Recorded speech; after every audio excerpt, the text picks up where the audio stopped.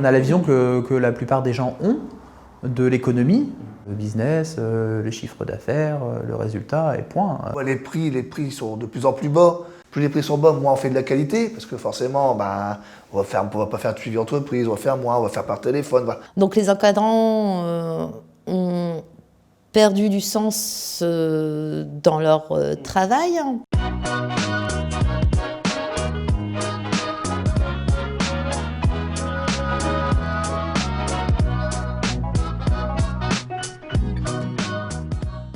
Grâce à l'EFC, c'est être en capacité de comprendre la fonction de notre métier. Qu'est-ce qu'on apporte réellement? Donc prendre ce temps-là de se poser, de bien réfléchir à ce que l'on fait, de qui on est, pourquoi on est là, qu'est-ce qu'on apporte comme service à la population. Parce que c'est ça aussi les questions, mais vous êtes là, mais c'est pourquoi, qu'est-ce que vous apportez, c'est quoi votre plus-value à vous sur ce territoire? Si vous n'étiez pas là, qu'est-ce qui se passerait? Enfin, c'est des questions qu'on ne se pose même plus et que là on s'est reposé à nouveau. Avant l'EFC, on avait des richesses qui n'étaient pas exploitées. En proposant de nouveaux services, il a fallu que je trouve les salariés, enfin en tout cas les compétences adaptées. Et je me suis rendu compte qu'en fait j'avais au sein de mon entreprise des gens qui avaient des compétences particulières qui me permettaient de répondre à des besoins. Et moi, ça me permet de faire monter mon personnel en compétences, de mieux le payer aussi. Enfin, tout le monde est content dans cette histoire.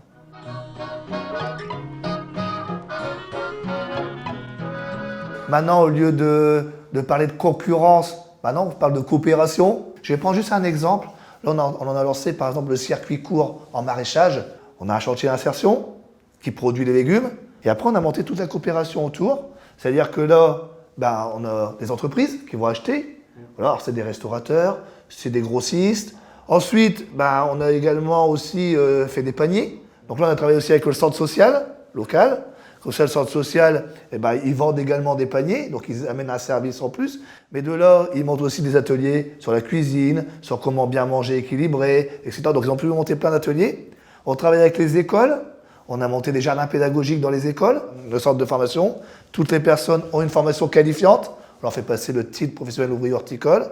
En même temps, avec Pôle emploi et nos partenariats entreprises, on les place à l'emploi. La commune, maintenant, ils ont vu que sur leur territoire, ça se développait. Donc on a vraiment travaillé sur un territoire, ça a vraiment dynamisé un territoire en travaillant tous ensemble, en coopérant. On a fait un parcours de presque 1 an ensemble. Ça nous a permis aussi de encore mieux nous connaître et de commencer donc entre nous à mettre en place des actions de coopération.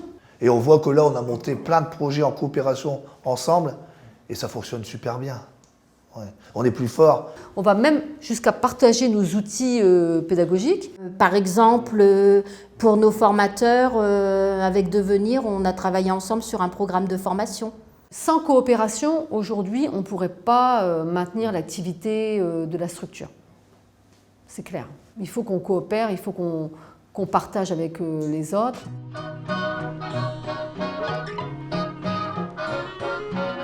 On est situé en zone rurale. Donc notre grosse problématique par rapport à la zone rurale, c'est la mobilité. Vous imaginez bien. Donc pour amener à avoir du public sur nos actions, ça fait des années que l'on organise un transport des bénéficiaires pour venir jusqu'à nos actions. On l'a tellement intégré, nous, que ça nous semble normal, on n'en parlait pas. Aujourd'hui, ça devient aussi quelque chose que je mets en avant et les structures, financeurs et partenaires, disent oui, ça nous intéresse que vous veniez sur notre territoire parce que vous proposez quelque chose que les autres ne proposent pas.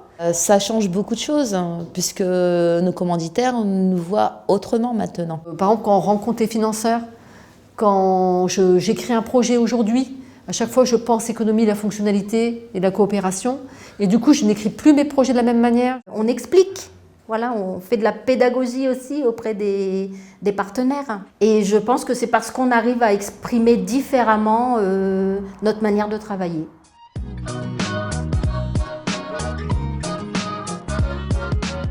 Ça m'a permis de réfléchir au mieux-être des équipes de formateurs. Parce qu'on parle aussi du bien-être au travail, on parle de développement durable.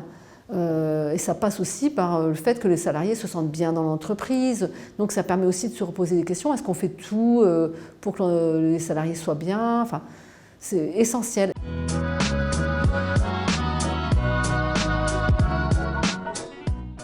C'est vrai que je remercie aussi la PES. Ils étaient à notre écoute et ils ne nous ont pas imposé des choses. C'est-à-dire qu'ils ont pris notre projet voilà, et ils nous ont guidés. Voilà, en gros, c'était notre guide. Et dire, bah là, voilà, moi, tu pourrais faire ça, ça. Ils nous donnaient des pistes. Mais c'est vraiment nous qui avons fait les choses. C'est pas eux, hein. Eux nous ont guidés.